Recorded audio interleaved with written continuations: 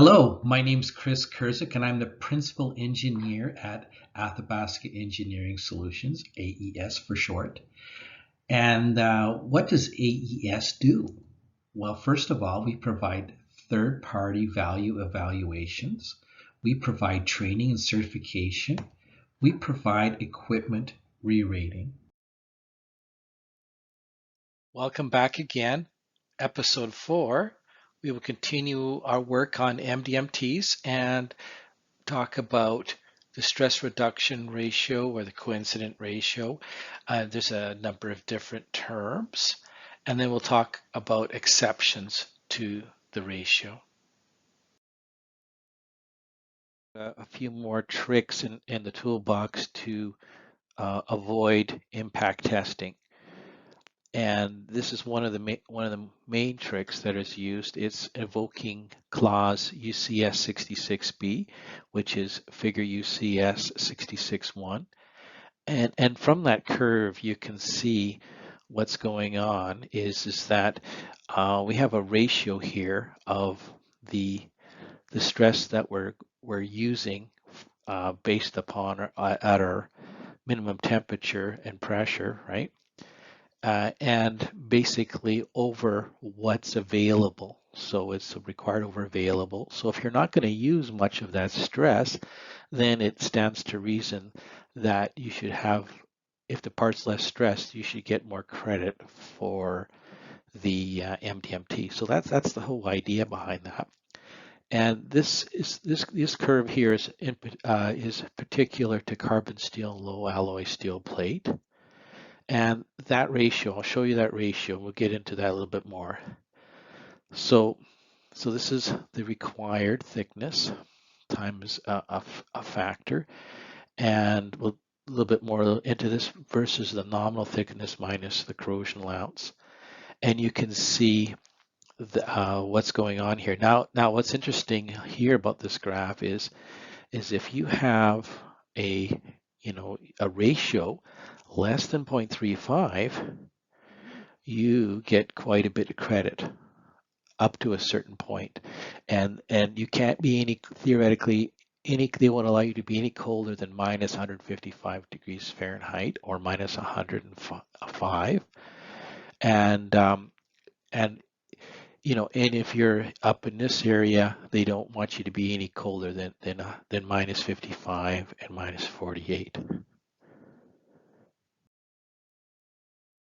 Let's look at this ratio that we have over here, which is the ratio of the allowable stress or the required over the available stress. So the required thickness is done with a calculation, and as ASME has a number of standard calculations for different shapes and different connections.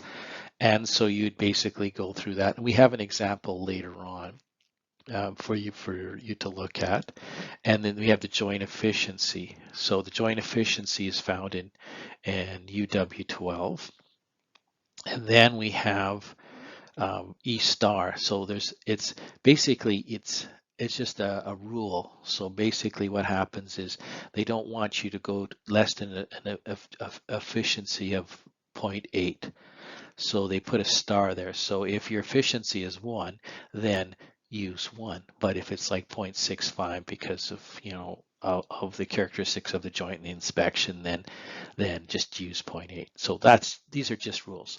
So, and then of course the nominal thickness of the plate. So they don't want you to include any under like thinning allowance for the heads or under tolerance for pipe or plate. They just simplify that, okay? And then the corrosion allowance. And for example, if our corrosion allowance, is there, then we need to add that. Allows an alternative ratio, a second way of doing it. And it's interesting because in some static equipment people will say take the worst case of the alternate ratio or or the ratio in the previous slide and use that. This is recommended by Moss, but it doesn't. When you read it, the ASME, there doesn't seem to be you know, any differential between the, like, doesn't say the minimum. Okay, so it's up to you, but read that section carefully, because if you don't want to do that extra step of finding the minimum, maybe in your judgment you don't need to do that. But the equation is very similar. Okay, it's basically, you got your the stress you need on the top and over the stress available, and then basically you have your joint efficiencies less than 0.8, and then you have your allowable stress, and then you have the stress in general tensiles membrane stress. So that would be like pressure, for example. We're going to start with UCS 66B, the introduction part, and its restrictions to the use of the coincident ratio, which I'm abbreviating from now on through the slide as CR, just to keep the clutter down. So bolts and nuts are not permitted per this requirement. Secondly, vessel attachments. The CR must be based on the shell or the head to the connected attachment. So that could include nozzle reinforcements as shown here, okay? Or it can be saddle attachments, which is shown here or in here. 66B has a few other restrictions to the CRR ratio. First of all, it indicates that figures UCS 66.1 can be used for, flathead covers, heads, covers, tube sheets, flanges, including the nuts and bolts of the flange. But the minimum it can go is minus 48. And the second part of it is flanges attached by welding. You may also go back to part A in the earlier slide to reduce the MDMT. So, flanges by welding, we can use that. Now we're going to take the earlier graph to sort of graphically to discuss some of the restrictions. This is the figure UCS 66 curves. You can see that there's basically two discrete regions. There's this region under here where we can do reductions, and over here where we can make much larger reductions. So basically, the general rule is, we'll talk about this part first. And so if we have a CR and it's greater than 0.35, then the minimum reduction, if we take these reductions into account, the most permitted, the most you can reduce the MDMT is 48 degrees centigrade, or minus 55. So that's the limit. So you can take all these exceptions, but at the end of the day, you hit the wall at minus 48. But the story is a little bit different on the bottom side. And on the bottom side, if you have a very, very low stresses in your part, which signifies less than 0.35, then your MDMT can be between minus 48 to all the way down to 105 degrees centigrade. Now, ASME points out, has a specific section for ferritic steel flanges that are designed to an ASME requirements. And so if your castings, your forgings are produced to B16.5, which is for small flanges, like 12 inch and 6 inches, you need to qualify for your fitting to have a standard MDMT. It could be under B16.5, B16.4.7. There's Series A and B flanges, and that's large diameter, like 30-inch flanges, for example. And then there's another class called forged nozzles, and they're mostly used on pressure vessels. And if you're in an ast forged condition, then the MDMT, you get credit instantly for minus 18 degrees centigrade for if it's just, right off the forging facility. Now, if you want to improve it, you want to improve the grain structure, and you heat treat it and just normalizing it, or normalize and temper or quench and temper heat treatment processes, you can get a credit down to minus 29 degrees C. Okay, and I want to note that this section is pretty much word for word in Division 2, which is the alternative rules, which we'll talk about in later editions. And depending on which year you're referring to, if you refer to 11 or 31124A as shown here, you'll pretty much get exactly the same thing. Okay, let's talk about UCS 66D. This is the part about minimum thickness and lowest temperature, MDMT. So it stands to reason that if you have a very, very thin plate down to less or equal to or less than 2.5 millimeters, then you're exempt from the impact the impact testing requirements. And they say, well, you can't be any colder than 48 degrees for this exemption to occur.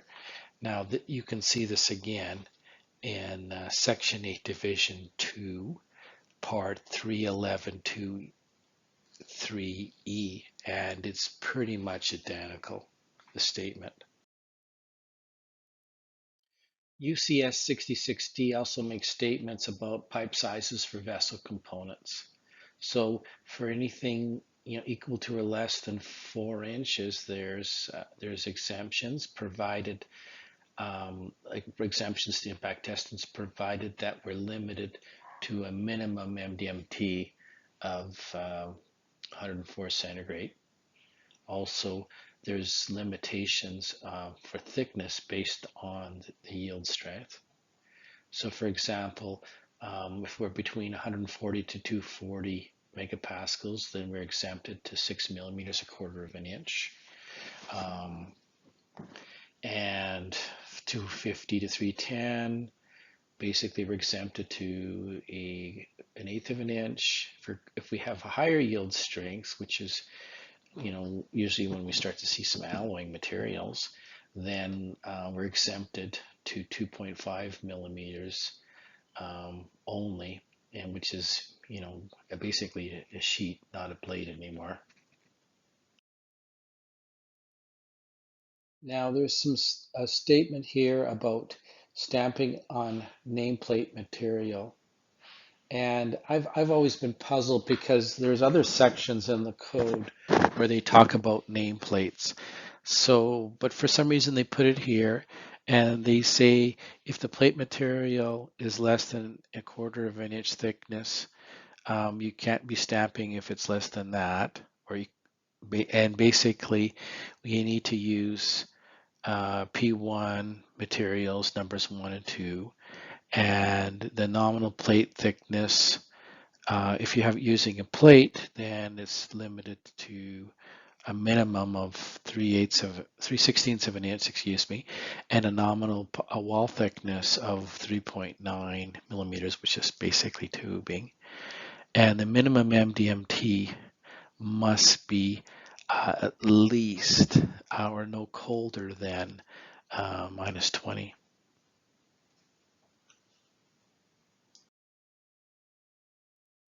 Along with all the statements with UCS 66F, there's a statement about high stress components. about impact testing, and this excludes bolting. Bolting, as a reminder, has its own separate tables, and there's not much wiggle room for those. But the materials, high strength yield materials, are materials that basically exceed 450 megapascals, 65 ksi, and they're saying must be impact tested. Also, you can use this in the design if the design, like if the design temperatures are lower than the design MDMT, if these conditions are met as applicable. So if your coincident ratio, which is basically a measure of how much stress the parts are stressed, and we go back to the UCS 66 figure tables. If we're less than 0.35, then the MDMT can't be any colder than 104 centigrade. Now, if we're greater than 0.35, on the other hand, then then we take the MDMT of the curve minus the reduction, the coincident ratio reduction, and then that's how we do it. But at the same time, we cannot exceed or be colder than 104 centigrade.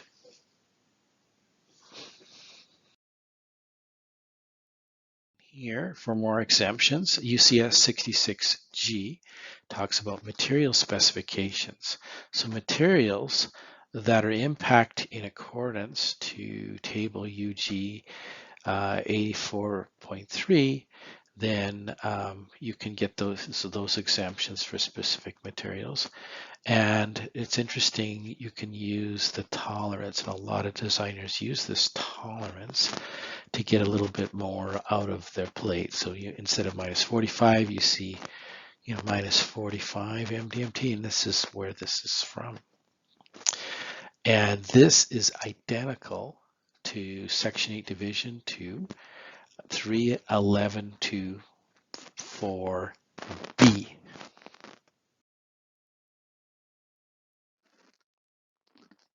Now there's a section on UCS 66H about backing strip exemptions. And this is interesting. So some clients, a lot of them, they don't like using permanent backing strips, but the code does allow it. So no impact testing is required for metal backing strips if they're going to remain in place, if the following requirements. So, if you've got a curve A material, for example, as per figure 60 UCS 66, and if we're less than a quarter of an inch, which is typical for a backing strip, and we can't use it any colder than minus 20. C66I1 components that are impact tested. Here's some notes. The code indicates that for pressure tested components, the MDMT shall be greater than the impact or equal to the impact test temperature. They also indicate that the MDMT can include the allowable temperature reduction.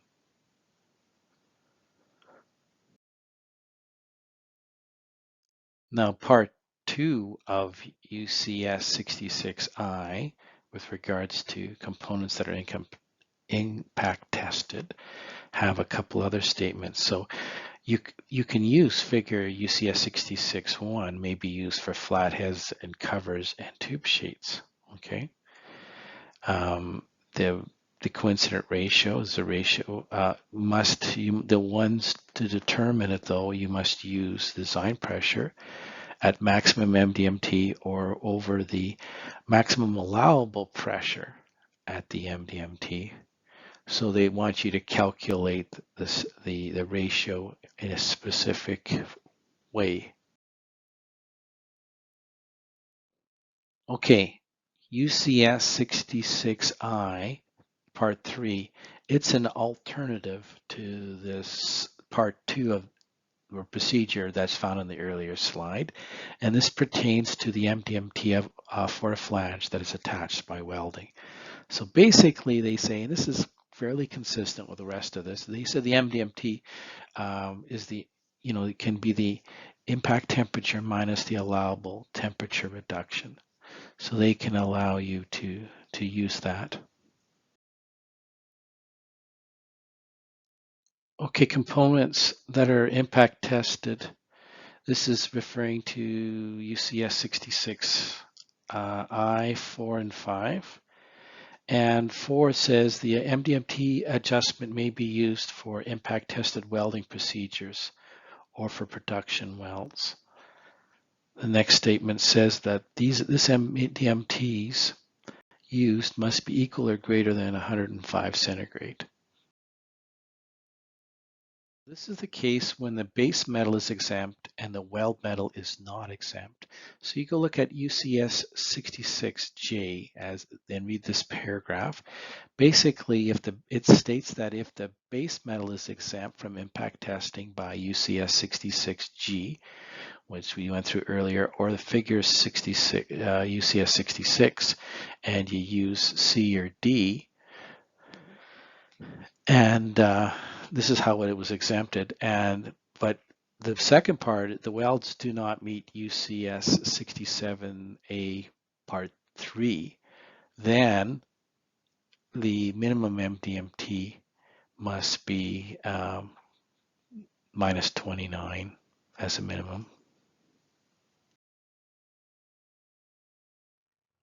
I hope that you found this presentation useful and valuable to you.